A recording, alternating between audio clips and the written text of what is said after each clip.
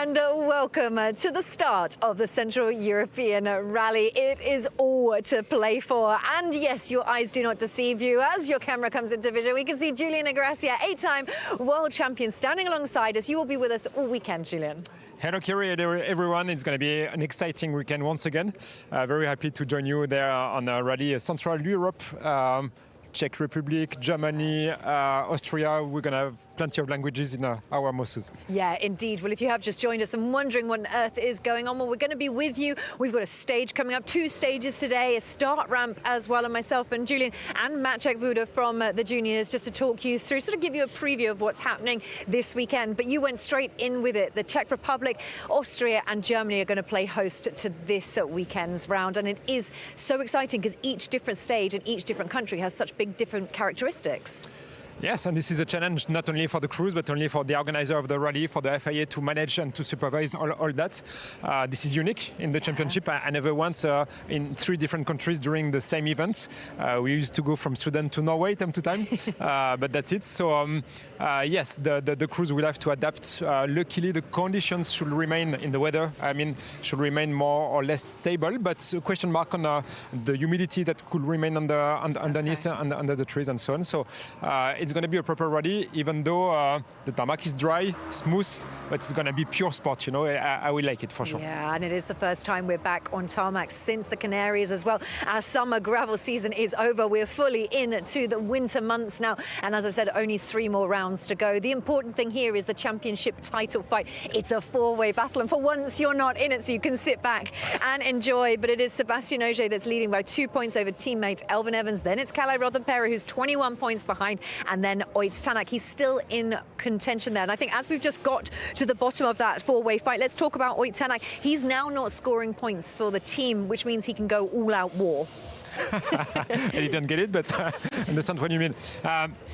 Yes, he will go flat out, no choice. Anyway, for Ott, nothing else than to try to win here, to win in Japan, and to win in Saudi. But this is a long road still for him. He's a bit far away, but like you said, he doesn't have the pressure of scoring any points for the manufacturer anymore. It will be Adrien Fourmeau that will have this role, this task for this weekend and for the rest of the season.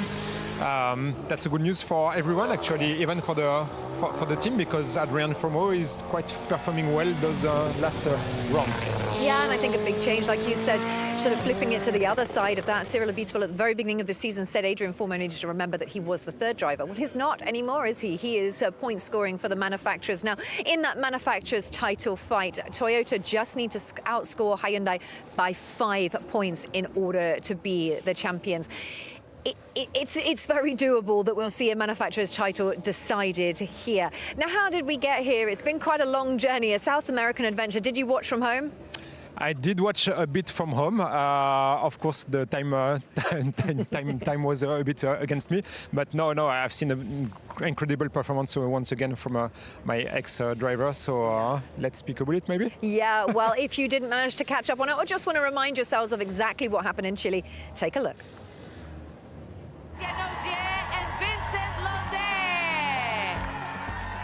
A 200th WRC start for Sébastien Ogier, another landmark in a career of many highs. Yeah, this 200 start was a little bit on the focus at the beginning of the week.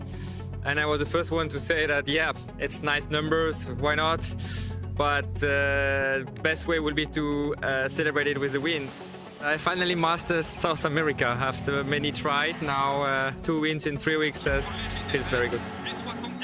And following on from his first victory in South America in Paraguay, Sébastien Ogier's win at Rally Chile was his 5th of the season. And that now makes him favourite to claim the record-equalling 9th World Drivers' title. But like his previous victory on this continent, Ogier again had to call on his vast depths of skill and experience, fighting his way back up the leaderboard after a start where he was battling with both the weather and his Toyota's setup. We were having too soft setup at first, and didn't give me the support and the precision I needed on between these narrow banks. And looking a bit too much for grip means we sacrificed too much the precision, and I couldn't steer the car like I wanted. And on the differential side as well, it was not optimum. It's not massive change, but you know, little tweaks sometimes gave us the confidence we need to really drive on the limits. Ogier was around 10 seconds off the pace on Friday morning's stages, his championship rivals taking maximum advantage. Elfyn Evans was, for a change, enjoying being first car on the gravel stages, where surface conditions were deteriorating rather than getting better in the wet weather.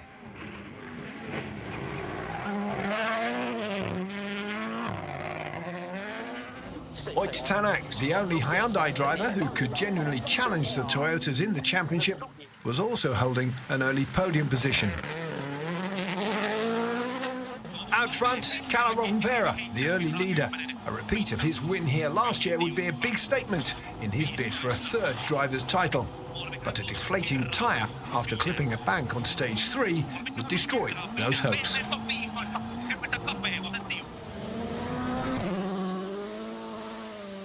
The good result is again gone pretty quickly, so that's a disappointment.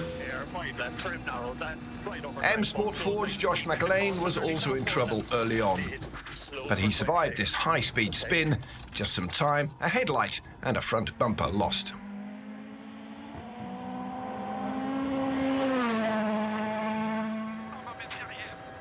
Service couldn't come soon enough for Sébastien Ogier, a chance to make those vital setup changes. And his times were improving on Friday afternoon, unlike his Toyota teammate, Elfyn Evans, who was being slowed in the drying conditions.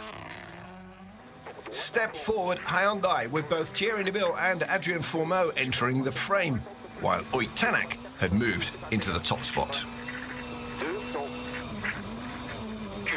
Tanak had won the first two editions of this event, and hopes of adding to that were growing as he and co-driver Martin Järviöja entered the final stage of the day. A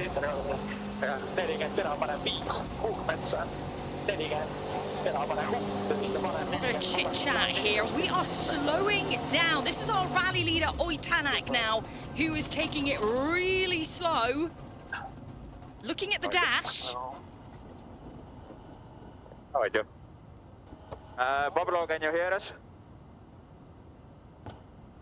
Please buy us tickets back home. It's engine failure.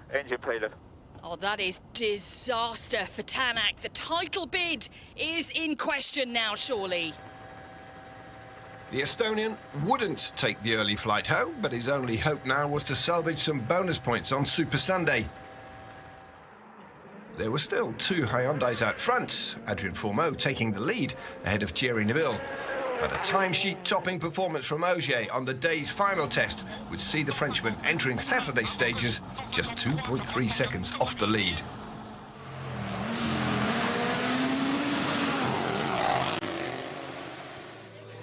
The weather has always been one of the main features of Rally Chile, and 2025 was no different as the rain got heavier on Saturday morning. Elfyn Evans again made the most of the conditions, taking over the lead. In a mirror image of the opening day, the stages were drying out in the afternoon. That didn't help the Hyundais, who'd gone for a setup that favoured wet conditions. And who was waiting to take advantage? Sébastien Ogier, who won all three stages after service to take the rally lead. While not necessarily the master of all conditions, the 8-time world champion's experience was a defining factor.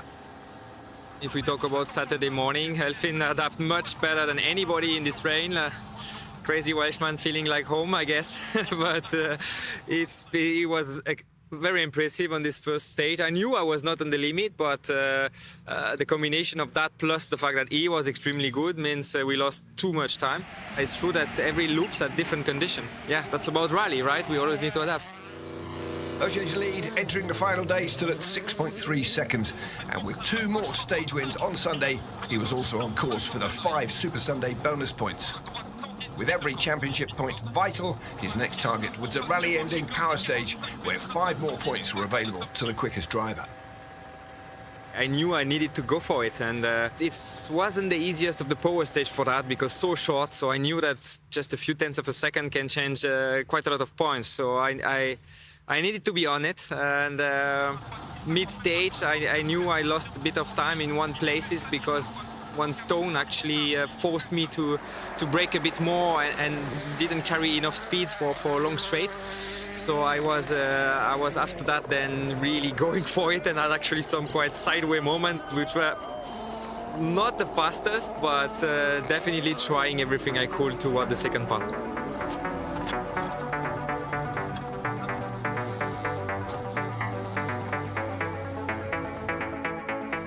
Power stage win completed for a maximum 30 championship points, and for good measure, a 103rd victory for Toyota, a new WRC record.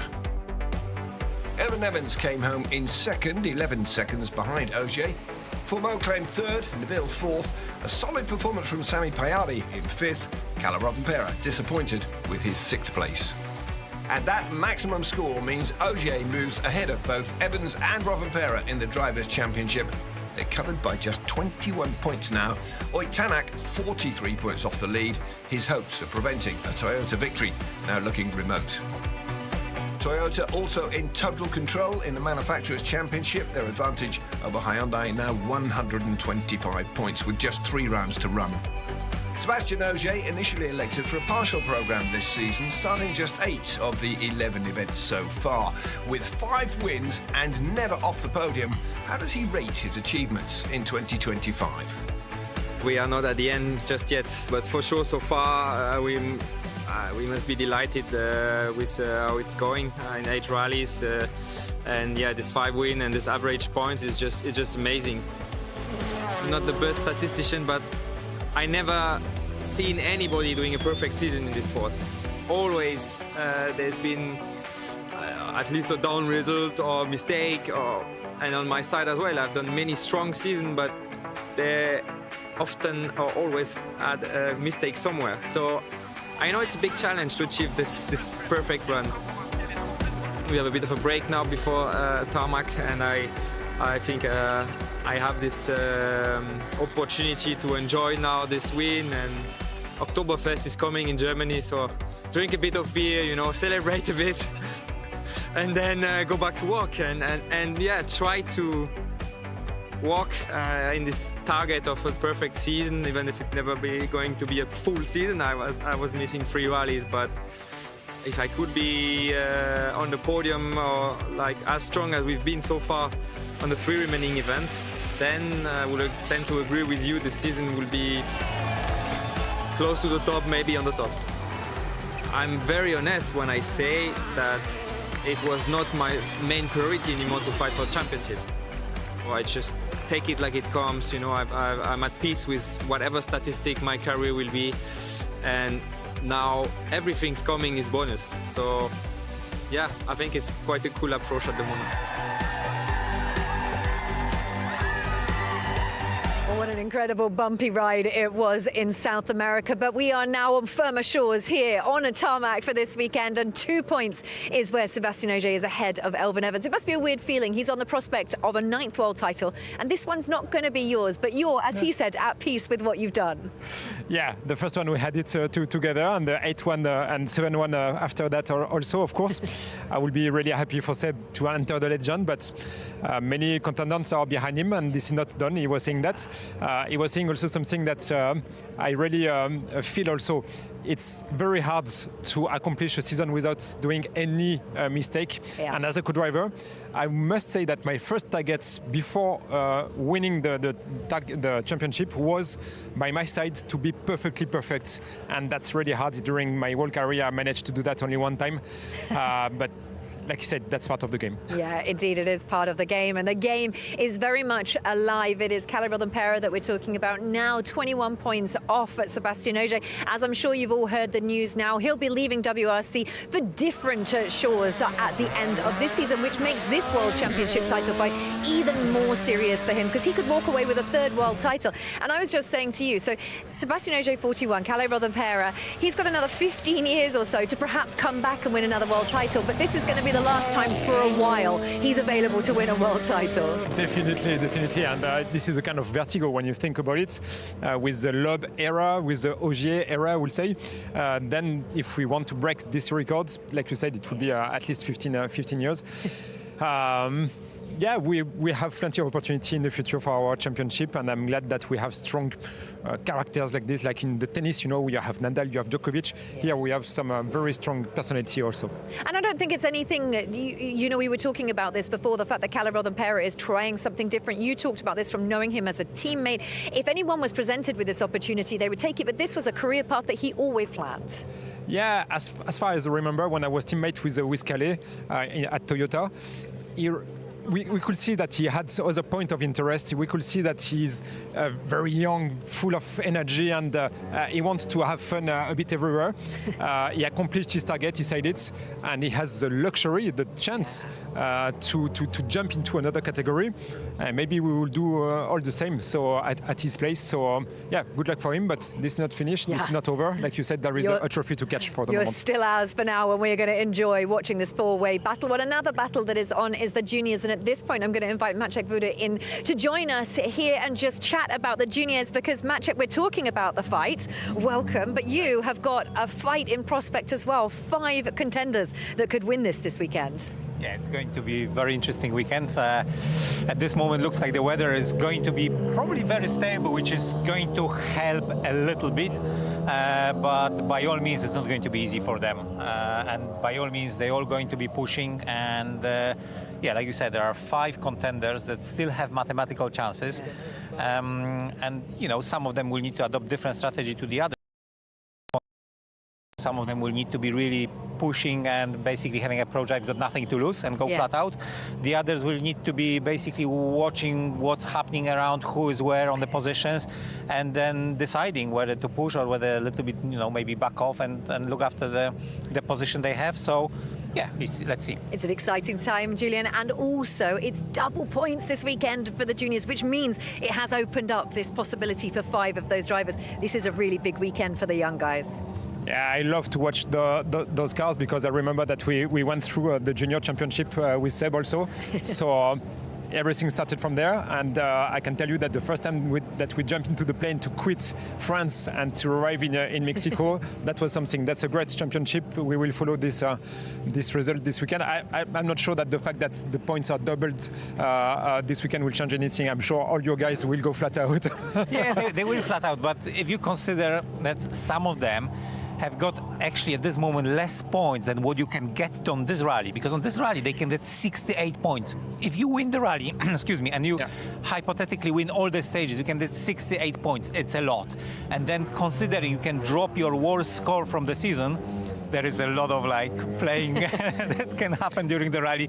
Exactly, and I mean, we don't have any split times into the cars, either WRC2 Junior or any car. We cannot know where we stand compared to the other during a stage, so we cannot manage the pace. And I know that managing the pace into a rally car is something probably the most difficult. It's sometimes more easy to be 100% than backing off a little bit. We did many mistakes with Seb when we were leading a race or leading a championship and being a bit disturbed by this position.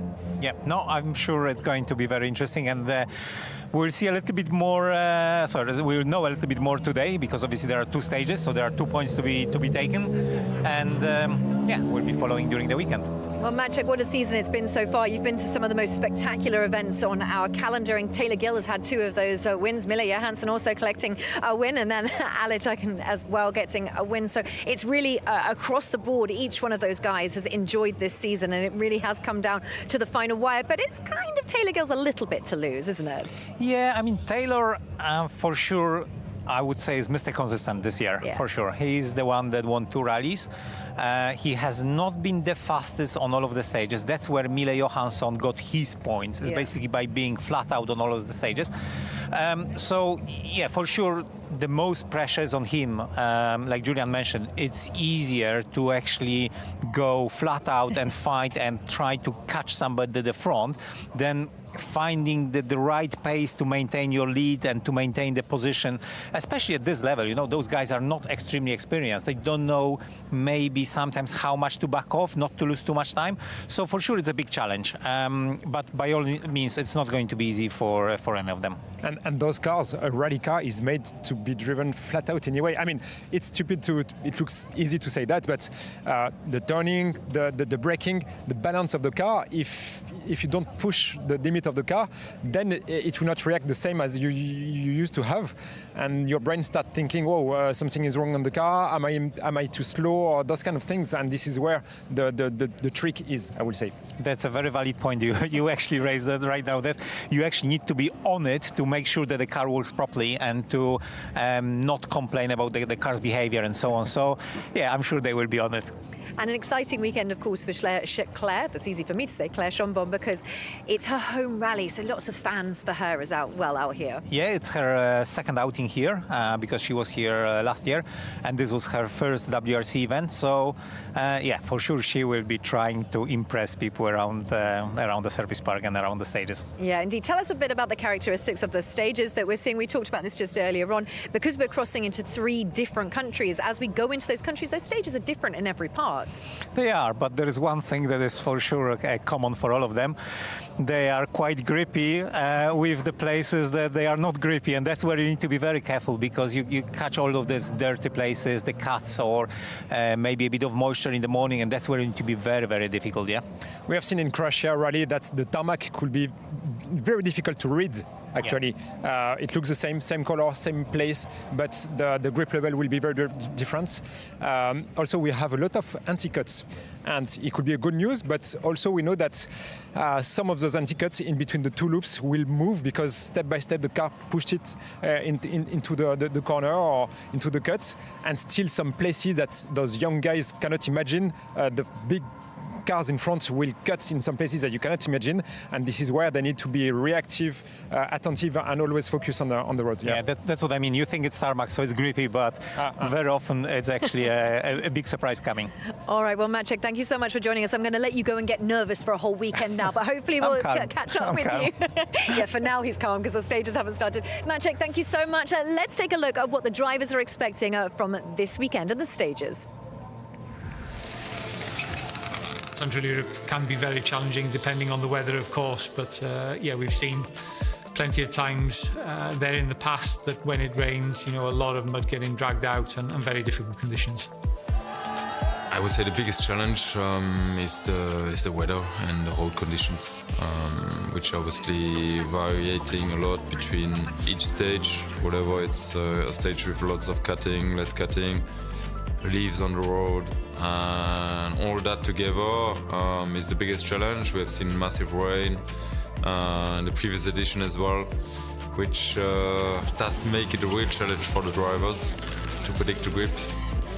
It's always demanding, especially as it's always changing conditions. So tire choice is always a problem most of the time, because it happens that sometimes you have a full rain loop, and then it's kind of easier, you go for wet tires. But sometimes it's actually only one stage we're going to be hit by rain, and that's always make it tricky for us in terms of tire choice and strategy. So yeah, this time of the year for sure there is high risk. We'll be lucky to get a full dry weekend at this time of the year. I think you can do a bit of gambling. It's more like if it's raining, I would say. How much is it gonna rain? Do I take 4 wet tires to get through, or do I go with a cross?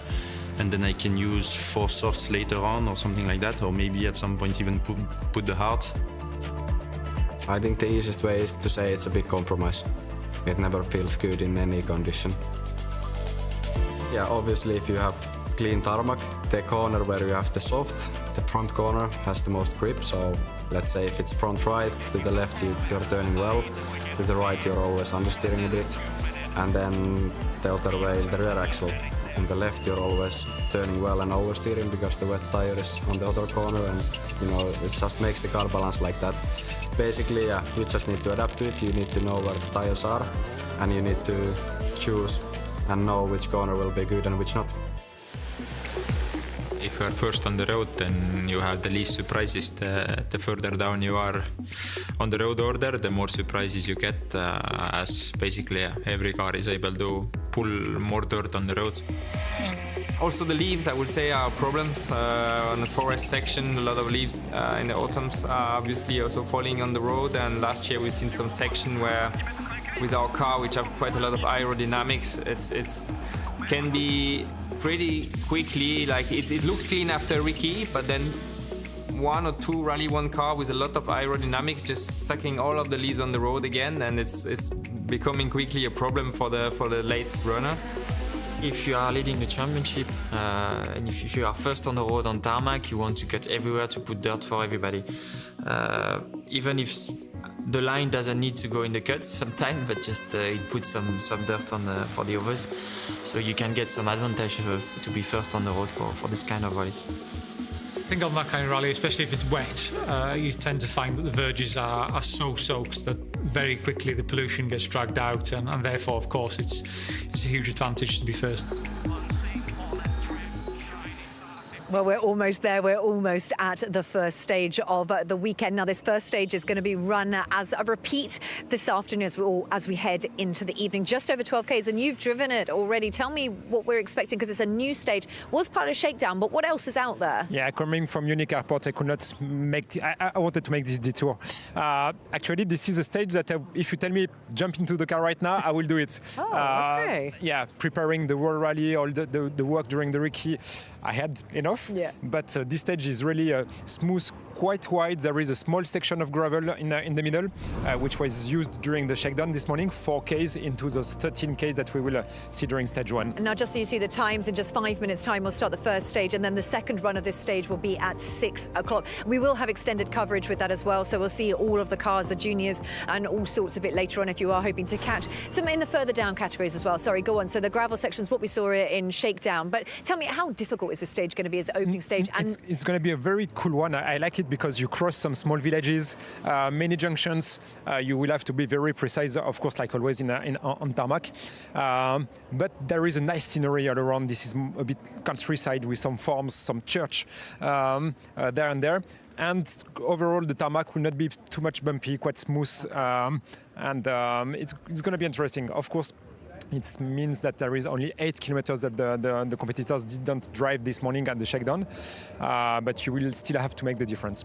Okay, and no spare tyres taken for any of the crews out there, because there is a service this evening, but that's still a hefty amount of stages to get through with no spares. Okay, well, it's all just about to begin. This 4-way battle for the championship title is upon us once again. Sébastien Ogier 2 points ahead. He's opening the road, but it doesn't matter so much on tarmac.